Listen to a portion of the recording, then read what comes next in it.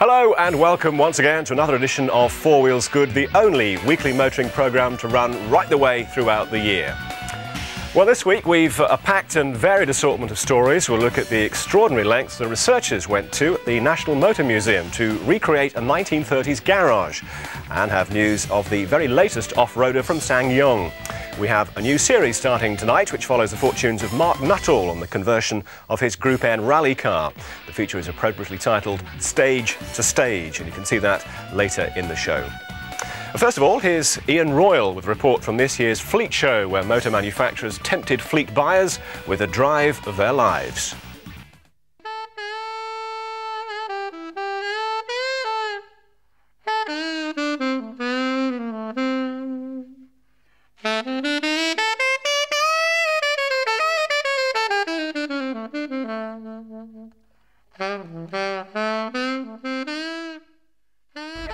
I was told that my next assignment would be to come to a motor show, but not just any motor show, the Fleet Motor Show.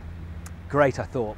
Full of company repmobiles, Mondeos, Vectras, boring old cars that fly past you on the motorway at 100 miles an hour. But then they said that it would be at Silverstone, the home of British motor racing. And that's where we've come today, to the Fleet Motor Show, which gives us not only a chance to take a look at what's on offer from the manufacturers, but also a chance to drive the cars on this world-famous circuit.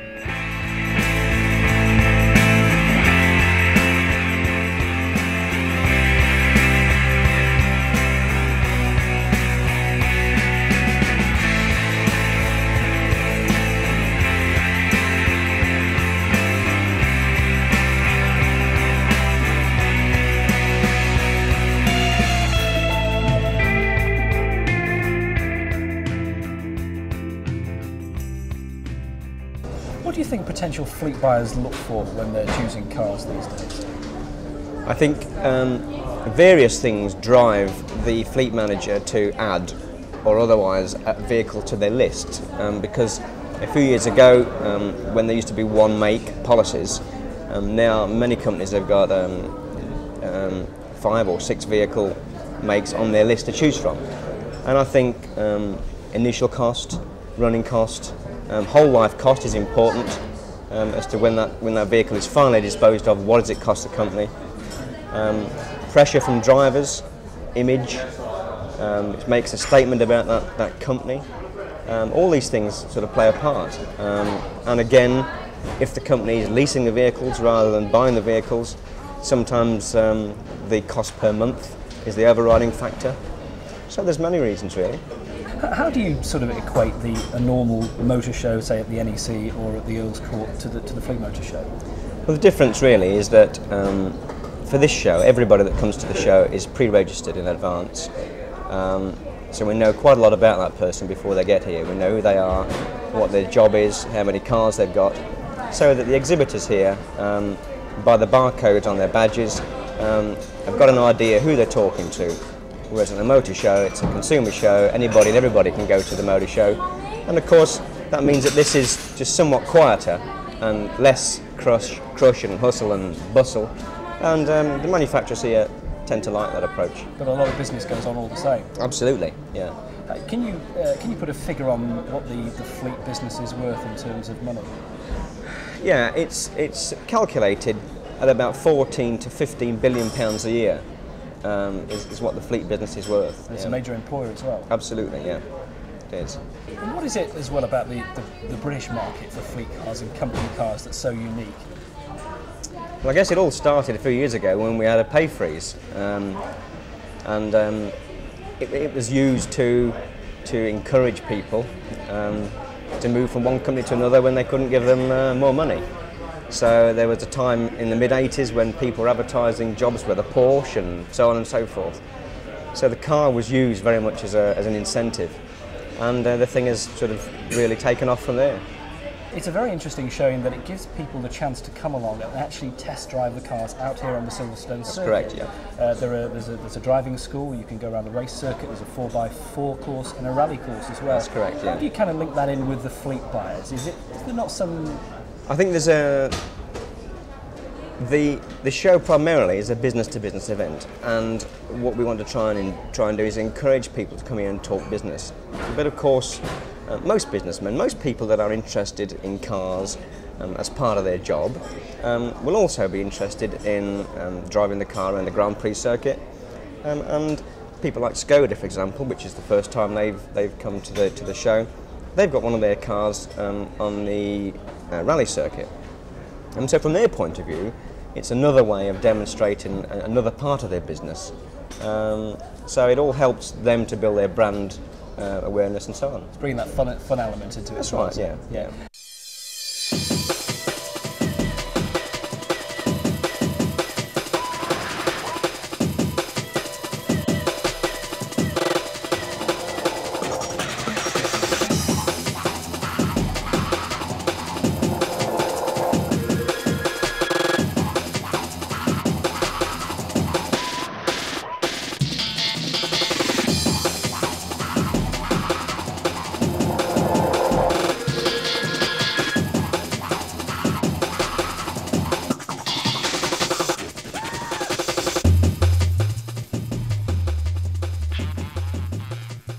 Derek Bell, you're here at the Fleet Motor Show with Audi. What's your involvement with them today? Well, I'm involved with them the whole year, and I do a lot of work with them, a lot with fleet people, but any events that need people to be driven around or just to be an ambassador with them. But particularly today, I mean, we've got the two elements here. We have the elements where the people can actually drive the cars out on the circuit, themselves with us as passengers, which is a terrifying thing. And then then we have the chance for them to drive on the road. The road is very limiting because obviously there's a lot of traffic out there and the speed limits. Whereas here on the track, we can get in the car with them. They can drive around, obviously fairly unlimited speed, restricted by the corners at the end of the straights, thank goodness, and get the feel of a car. And I think it's a great opportunity for them also to drive around a Grand Prix circuit. And they go home saying, do you know, I actually drove an ex-racing driver around a Grand Prix circuit in an Audi, and I think that does a lot for the product. Do you think it's very helpful to the drivers who get the chance to do this? Very much. Oh yeah, I mean the people, because I don't just sit there like a lemon. I sort of give them tips on maybe you could help you drive a little bit better if you did this or did that.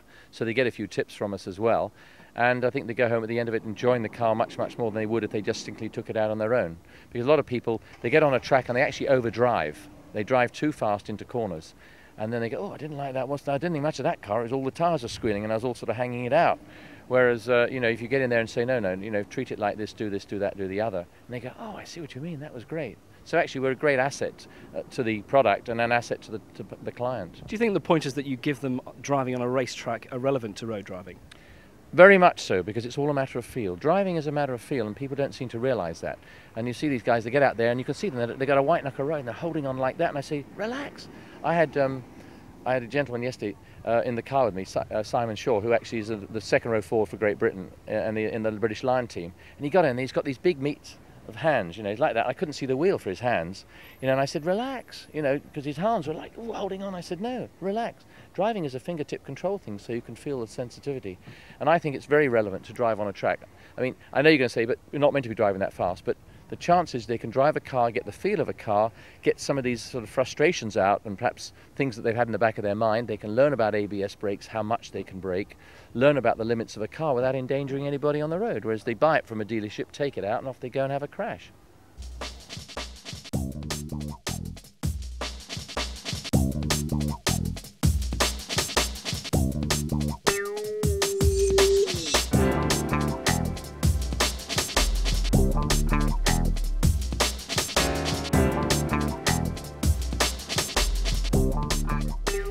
Well, I've just been out on the Silverstone circuit in the Nissan Primera 2-litre GT. This is a new model on the Primera range.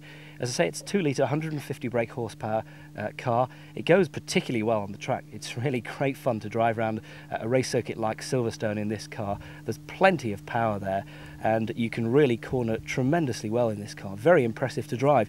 It has a lot of good features as standard. There's air conditioning, airbags for the driver and passenger, sports seats which are very firm, very supportive with Hearth leather, plus alloy wheels, and a real boy racer image with a great big spoiler on the back. All in all, this new Nissan Primera GT is a very nice car to drive, and I'm sure it'll sell particularly well in the company car market.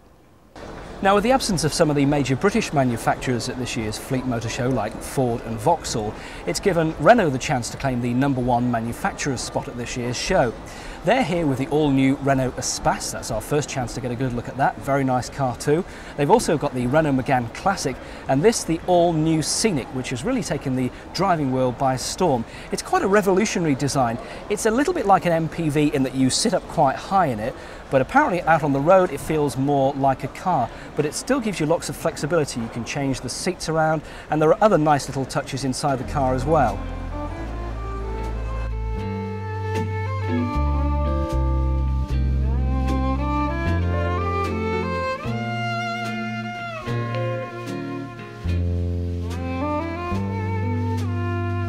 Citroën are brimming over with new ideas at this year's show, which they say will have a major impact on the fleet market.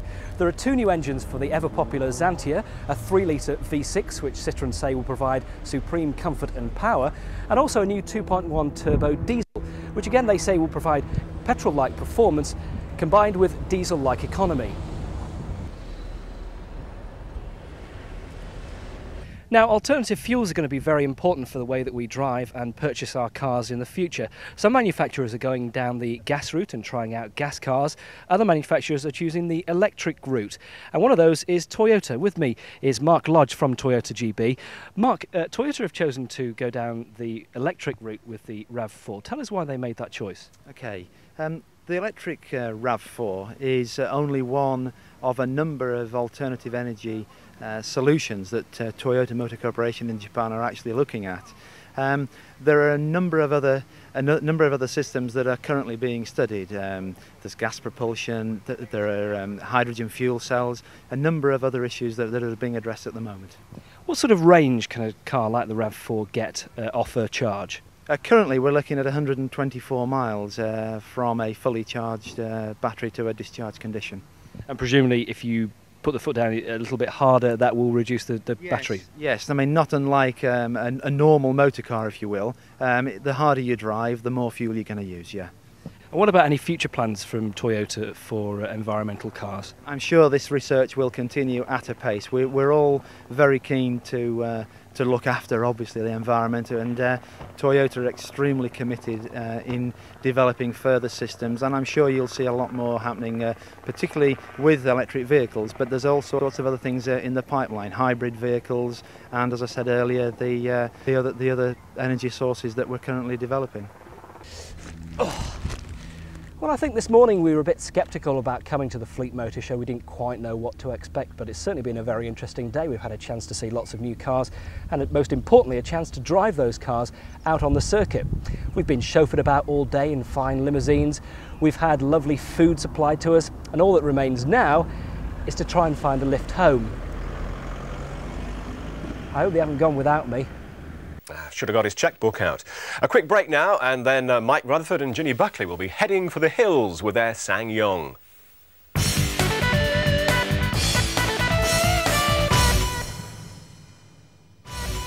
Hi, welcome back. Well, the news is out from Korean manufacturer SsangYong that their new off-roader is to be called the Corando. Now, this is the aggressive look of the new beast designed by British Professor Ken Greenley, and we hope to be driving it first when models arrive in the UK later in the year. But what's so special about a SsangYong? Well, Mike and Ginny borrowed one of the current models to find out. The four-wheel drive market is hotly contested, and you normally associate it with names like Suzuki, Jeep, Land Rover, not with names like SsangYong. And who the bloody hell are SsangYong, you might ask? In fact, they're a South Korean company. SsangYong means double dragon. I'll explain how I know that a bit later on. And they're a company that have been producing off-roaders for several decades. In fact, the Korean military have been using these vehicles since the 50s. And if these cars are good enough for the Korean winters and the Korean military and the busiest roads in the world that they have in Seoul, well, they must be good enough for Britain. What a mine of information he is. SsangYong launched the Musso in '93, and with this version, the GX220, they're actively attacking the brand names, placing it right up against Chrysler's Grand Cherokee. And what better place to test this vehicle than in a climate that's a bit colder than the Korean winter at the moment, and that's the Lancashire moors of all places. And warm, honestly. Well, I'm a Lancashire lass, Mike, and I think I'm far more equipped to deal with this cold than you, because you're just a big southern softie.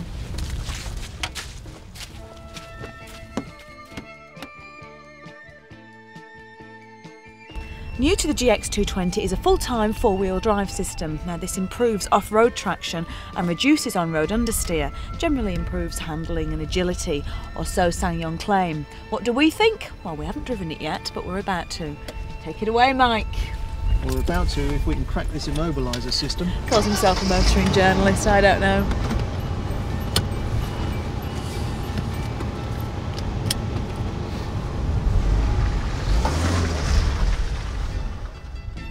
And what a difference that Mercedes petrol engine has made to the Musso. The 3.2 litre engine and 4-speed automatic gearbox have transformed it into a regular rocket. 0 to 60 in 8.2 seconds. There are hot hatches that daydream of performance like that.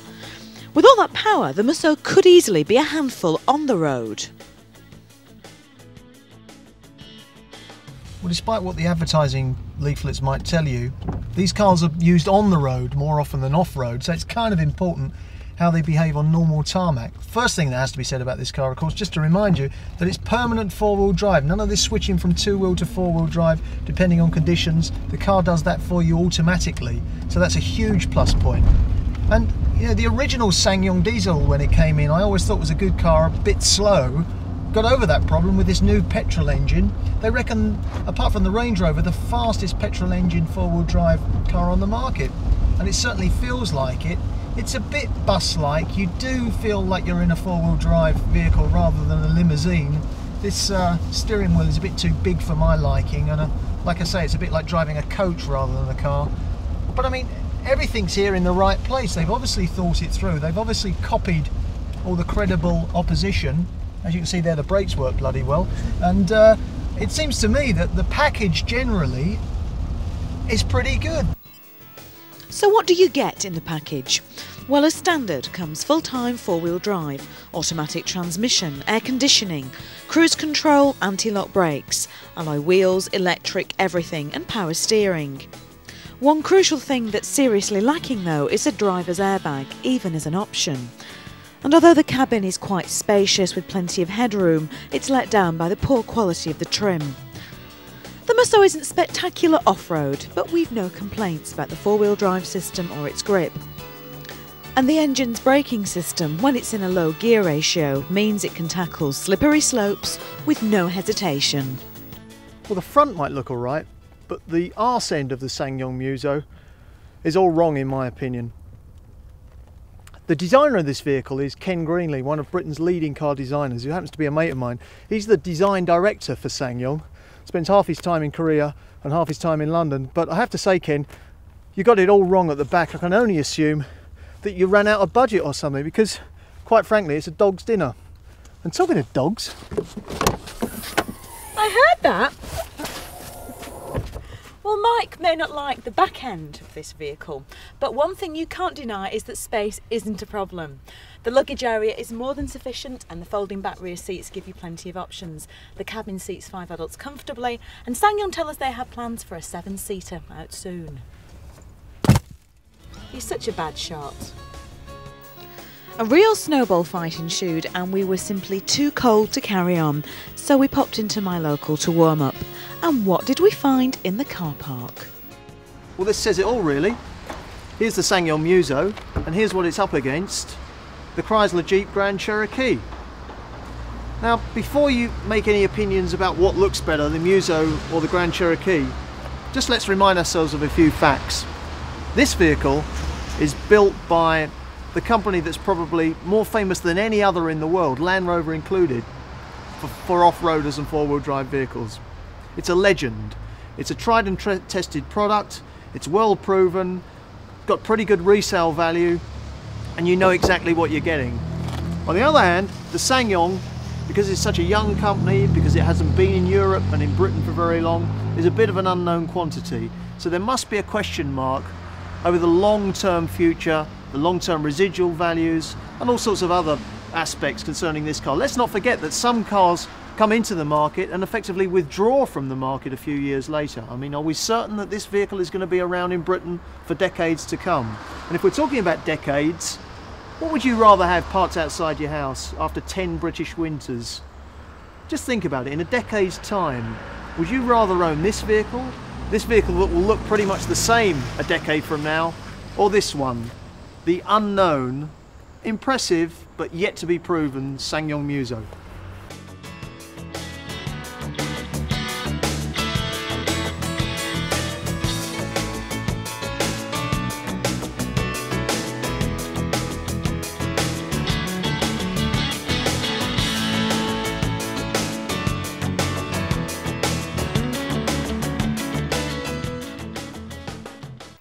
The SsangYong Muso. Now, here's a reminder that next week's programme will be a special edition focusing on the woman on wheels, as well as Mike Rutherford and Sterling Moss spouting off about their own controversial views about women motorists. We'll have the world premiere of Yasmin Mills's new documentary called Bloody Women Drivers. That's a special Four Wheels Good next week.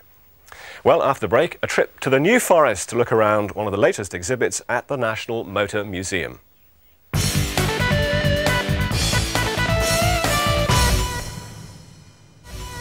You're watching Four Wheels Good, your weekly motoring magazine.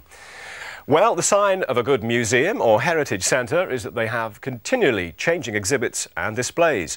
At Buckley in the New Forest, the home of Lord Montagu's National Motor Museum, they've recently unveiled a project which has been over a decade in the making. Steve Vokins now reports. Cars. Even today's modern, ultra-reliable, super-efficient models just can't stay away from garages. Whether you're filling up with petrol, checking the oil, checking the water or the tyres, or even having it serviced, every modern road user is a frequent user of the garage.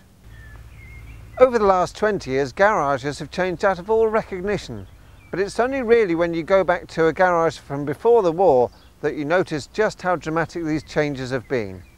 I'm standing on the forecourt of Jack Tucker Motor Works here at the National Motor Museum at Buckley. This is a recent recreation of a garage from 1939 based on Jack Tucker's garage of Wedmore in Somerset. As you see, it's a very ramshackle affair, built on an old country barn, and it's just developed, which is the way garages were in those days. It originally started as a blacksmith. One of the things you'll notice about this forecourt is the different types of petrol pumps all around. The franchised forecourts didn't happen until much later, and in fact petrol pumps themselves were quite new. Before that, you used to get your petrol from chemists and hardware shops in 2-gallon cans like we see over here. Here's a good example of one. In fact, this is no ordinary petrol can. One of the problems with early cars is they needed lots of oil, and in certain cases you could buy them with oil inside. You'll notice all the different brands, some that are still here and some aren't, like Shellmex, National Benzol, still here but different logo now. Esso, of course, still with their original logo, but Redline and Carless and Pratt's are long since gone. As I said earlier, the garage started life as a blacksmith, performing all the usual functions of a blacksmith, mending carriages, carts, and of course horseshoeing, and rapidly turned his hand to car maintenance when first veteran cars came along at the turn of the century. Over here we see the forge, for instance, where probably now, by 1939, it would have fallen into more or less disuse, but it was still here, and occasionally you'd make the odd horseshoe for someone in the village.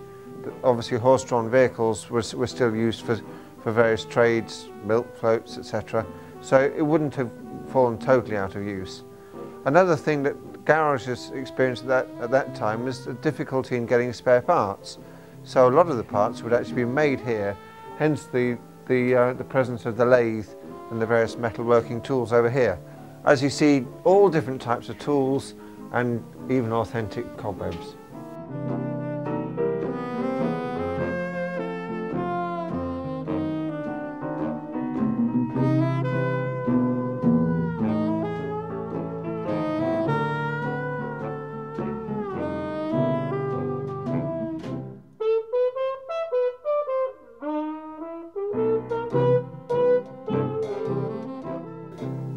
Of course, in 1939, political correctness hadn't even been invented, and even now we have pin-ups in garages, but in 1939 there would have been a nice selection of smutty postcards.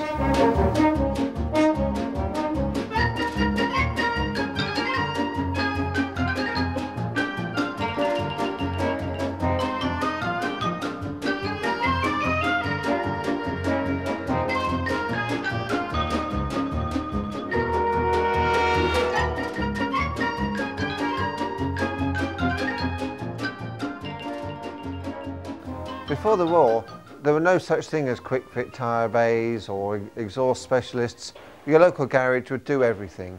And here we see a good example. We've already looked at the blacksmith, and here we have tyre vulcanisation, repairing of tyres, even selling new ones occasionally. And if you look at some of these tyres, these really are early tyres with metal studs and all sorts of weird tread patterns, anything just to try and get grip. By the 1930s, you wouldn't see many of these tyres. These are obviously very old stock. Of course, one of the things you'd expect a garage to do, and this one's no exception, is repair cars. Here we have a mid-1920s Calcott in for repair. Cars in those days needed repairing much more often. They used to need constant decoats. The older viewers will probably remember doing that sort of thing, although I'm pleased to say I don't. And I imagine that that's one of the things that this car's come in for now.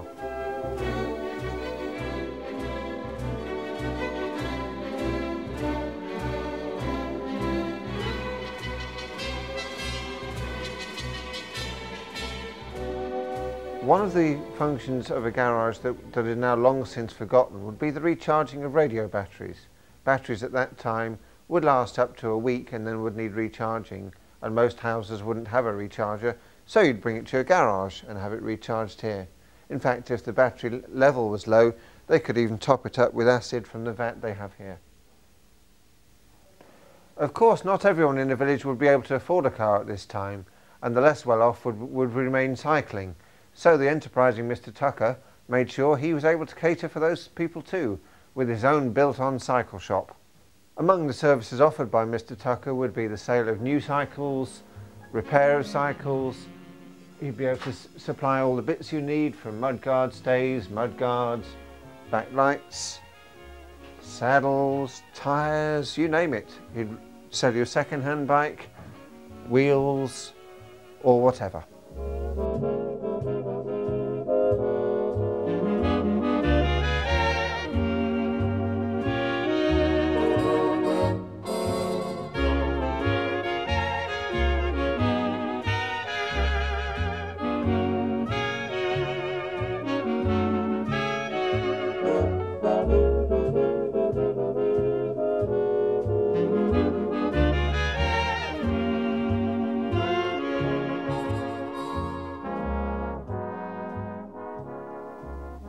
As business improved, the enterprising proprietor would take to selling second-hand cars, and here we have a selection. Very reasonably priced, don't you think?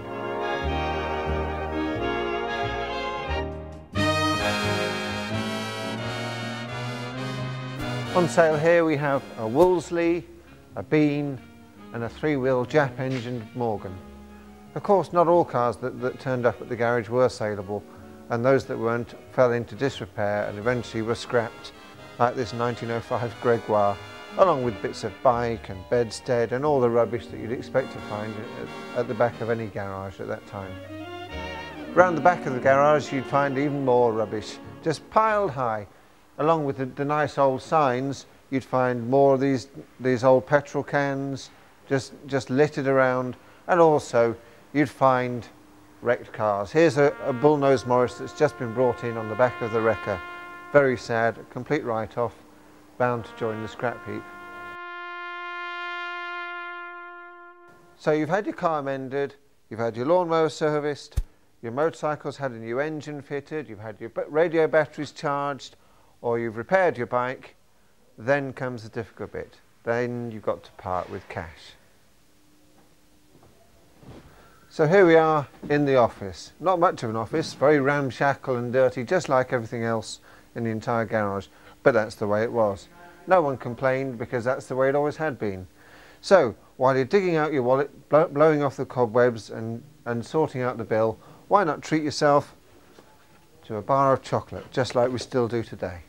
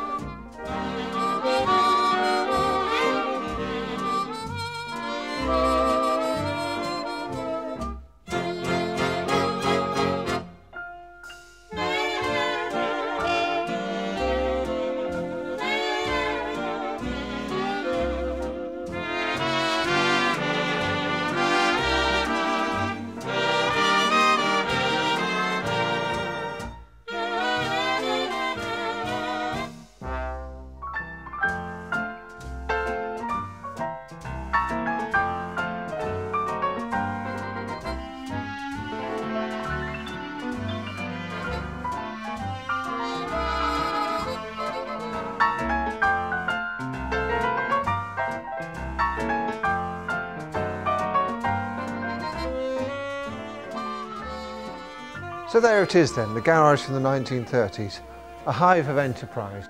As you'd expect, I've saved the best bit till last. Look what I found, for hire for 30 shillings, £1.50 a day. So if you'll excuse me, I'm off to see some genuine pre-war New Forest scenery.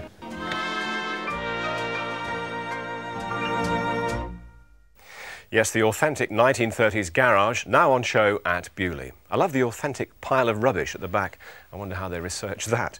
Well, we'll have more features from the National Motor Museum in the coming weeks. Well, from nostalgia now to a problem that's right up to date and a very worrying one. Here's Eamon O'Neill. If fire breaks out in a car accident, someone trapped has little chance of getting out alive. Vehicle fires can start with leaking fuel or electrical short circuits caused by collision damage. That happened on the M6 near Broughton in Lancashire in 1985. 12 people died. But fires can start for no obvious reason, and deaths from car fires have doubled in the last 10 years. I was driving along the M56 going to see my mother, and it was a really hot sunny July afternoon. And driving along, and I thought my feet were getting really hot, but I just put it down to the tarmac getting really warm because it was a really hot day, and I could smell this kind of rubbery smell, and I just thought, well, that's the tyres as well. And the next thing, I just glanced down at my feet, and I just saw flames coming out through the pedals up my legs, and I just couldn't believe it, and it was just like fear, instant fear. I just thought, any minute now, this whole car is just going to blow up with me in it. Linda never found out the cause, though faulty electrics were considered most likely. Ben, this is obviously an older car, but I think for the purposes of illustration it shows us quite clearly a couple of obvious problems, starting with the engine. Yes, this is typical of older, badly maintained vehicles, covered in oil and rubbish, and is the common cause of fires in such vehicles. There's a large hole in behind the air filter there, which, whilst it doesn't exist on the newer vehicles, is typical of the areas which allow fire to penetrate from the engine compartment into the cabin area. However much crash protection a car has, broken fuel pipes present a hazard that worries firemen. But fire can spread in an undamaged car.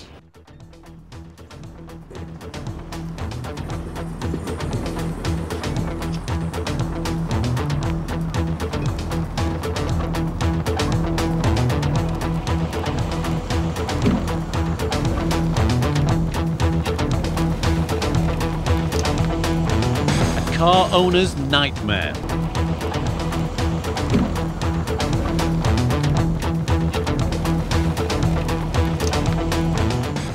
Yes, and I certainly hope it doesn't happen to you. Well, we're going to drive in for a refuel and windscreen wash. We'll see you soon for the start of a new weekly feature looking at how you start with a perfectly respectable brand new family car and systematically have to rip the insides out, all for the sake of sport.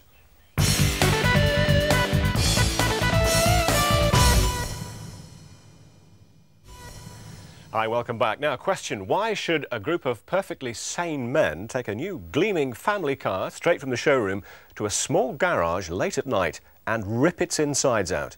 Well, find out now in the first of our new weekly feature. 5, 4, 3, 2, 1.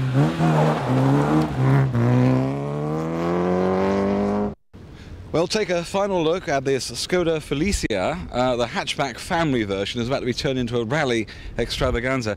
Mark, what are you going to do to it? Well, first of all, tonight it's going to be pulled to pieces. Engine taken out, the whole lot. There won't be a single nut and bolt left on it. The engine, though, you're not allowed to tweak. Is that true? That's right, yeah. You can't touch the engine, you can't touch the gearbox or the differential or the brakes. It's got to remain standard.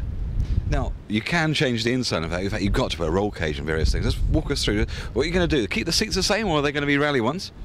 No, the whole of the interior is coming out tonight. Part of it will have to go back under the constraints of being Group N as opposed to a Group A car.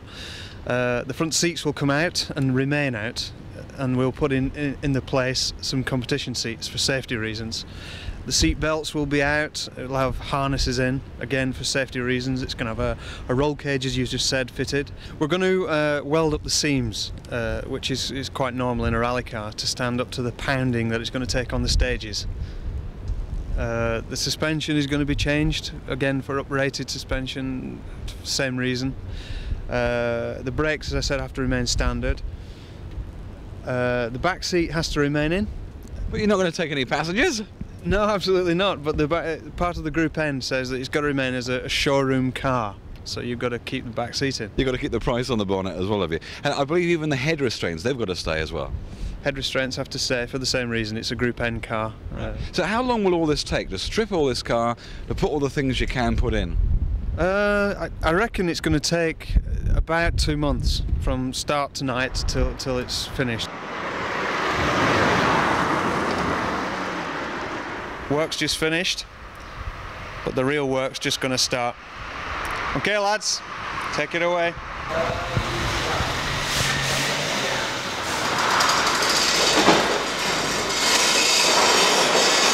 was now 7 o'clock on a wet December evening. I'd driven straight from work to Speedwell Garage in Rochdale, where Greg, William, Jay and Toby were waiting for me and the car to start work on the dismantling.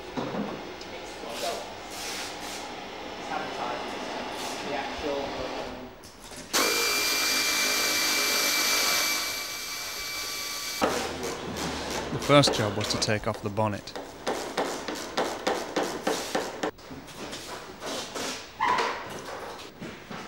And Toby, who'd forgotten his overalls, stripped the interior.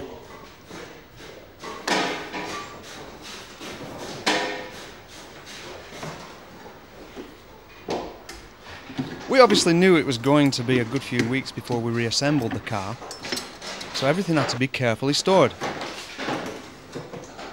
And guess who got that job?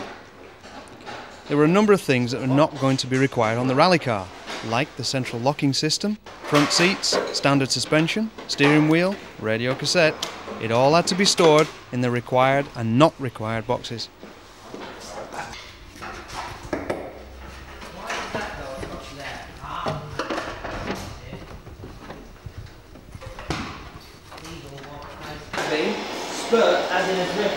All the lubrication and other fluids needed to be discarded, as did the brake and petrol pipes. These would be replaced with a special competition steel braided type, which would run on the inside of the car to stop rocks from tearing them off on the stages. Well, what I'm trying to do is keep some semblance of order here, in that when all the lads are pulling stuff off, we've obviously got to put this back together again. So there's nuts and bolts and bits and pieces of plastic and stuff coming off that we're not going to know where it goes. So I'm trying to put stuff in bags and then put stuff in boxes so that and then mark it up on the boxes, so when we put it back together it can go straight to the box and pull the relevant bits out. That's what I'm doing now. The best way of gaining speed and power on this type of rally car, that is a Group N 1300, is to lose weight from the car. That way you increase your power to weight ratio. Therefore you basically rid yourself of anything that adds weight. You do get paranoid about this and question the need for carrying anything that looks like it isn't playing a vital role in either the holding together of or the safety of the car. I've even met people who go to the trouble of sawing unused thread off bolts to save a few grams. And everyone who drives a 1300 insists that both he and co-driver empty both bladder and bowels before the start of rally day. There was a sense of urgency in preparing this car, as we had left it a little bit late, mainly due to the fact that we all do this in our spare time, and each of us had other commitments up until now. And we were all starting to realise our limitations. The dashboard might be a problem because I've never taken one out of one of these, but about another hour. You undo the 4 screws that are under there instead of half pulling the dash to pieces, and the whole dash is held in by that screw, that one and 2 at the other side, and the whole lot just comes out. But you learn these things. Well, it's actually something I've been interested in ever since I was at school, and it's something I've always wanted to get into, but never had the money to do so. A couple of years ago I was lucky enough to have a little bit of money, and I decided that that was the time to do it. It is slightly cheaper than Formula 1 or touring though, isn't it? Oh, absolutely, yeah. The beauty of rallying is there's many different levels in it, and if you enter at the clubman level, as I did, you can probably get away with like £5,000 is what it cost me last year. Tell us your rally experience so far then. So far it's 2 years in a single make championship, of which there are several at the moment. I chose a low cost one, which in my case was the Skoda Trophy. This year it's going to be a little more expensive because we've had to move on to the new car. Last year we rallied the old car. The Felicia is the new Skoda on the market. Obviously Skoda want to promote the new car, not the old car. Last year they phased out the old car and brought the new car in, so you had a parallel championship whereby both marques ran together. This year they phased out the Favourite, which was the old car, and it's now wholly Felicia, so it's going to be quite competitive this year. And how much will it cost to strip out the family hatchback and create this rally version? It'll cost you the price of the car. Then it will cost you, I reckon, about £4,000 to build into a rally car. And who have you got on your team who's actually helping you strip it out and doing all this work? I'm very lucky because I've got a good bunch of lads who are friends. They give up their time to come with me onto the rallies and help and service my car when it breaks down. They're going to be doing the majority of the work on this vehicle. So it's very, very much a team effort, isn't it? It's absolutely a team effort, yeah. As I say, I'm very lucky. I've got about 5 lads helping me. Some people just turn up with their mum and dads, driving service cars and vans. Some people do their own servicing. And finally, is there anyone, maybe amongst your friends or family, who think you're completely mad? All of them, especially my mother. She can't understand why I'm doing this at my age. And we'll be following the progress of enterprising Mark Uttall through the various stages of transformation and testing in future weeks of Four Wheels Good. Now, how long ago did you take your driving test? Well, we're going to end the show tonight by looking at the stresses and strains young people face taking their test for the first time. We're about to meet Liz Cassidy. We've booked her onto an intensive driving course. Her test is just 7 days from now. Formidable challenge, but one that BSM accepted. Morning, Mark. Good You guys are all morning. booked in then? Yes, what we've done is we've been able to get the test for a week today, and what we recommend is arranging a 25-hour course in this week prior leading up to the test itself. What I'll do now is I'll go and get Paul, your instructor, for you, and I've put all the times and everything down on here. Okay? Thank you. Okay. How are you feeling, Liz? Nervous? Yeah, a little bit, but they assure me my confidence will grow as I spend a long time in the car each day. It's just a bit soon to have to take my test. Yeah. So there's no time to be lost, as instructor Paul Thornycroft knows. I'm going to start with the foot controls. Okay. The pedal on the right is your accelerator pedal. We're going to call it the gas pedal for sure. Just 7 days to the test, but is an intensive course the right way to learn? It depends on the particular individual, and somebody who is a slow learner, somebody who has a learning curve which falls fairly quickly, then obviously they don't want to do an intensive course. It must be a lot of pressure to do it all in a week.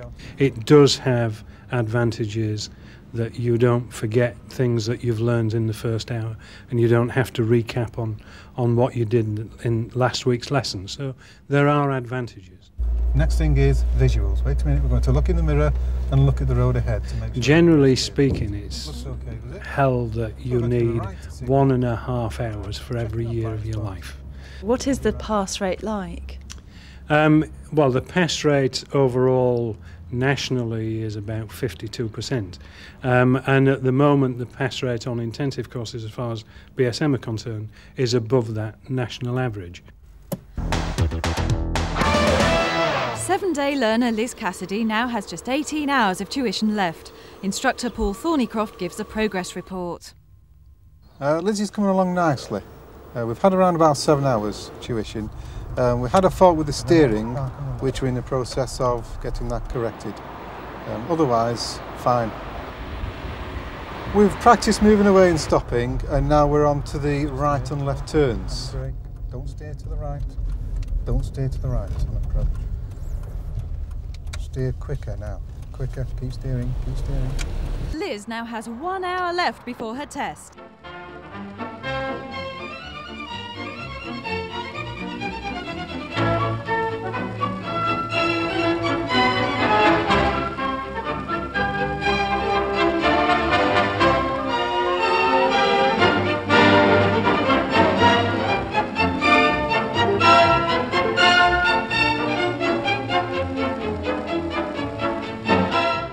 at the test centre now. There's Liz about to set off on her test. We'll just keep our fingers crossed.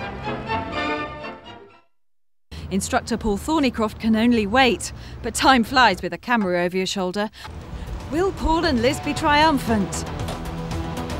Yes! Can only mean one thing. Hi, Well done. congratulations. Congratulations.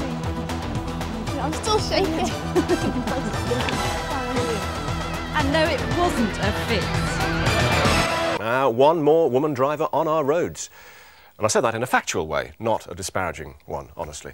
A good curtain raiser, in fact, to next week's Four Wheel special featuring women behind the wheel and the premiere of the new short film featuring female motorists, Bloody Women Drivers.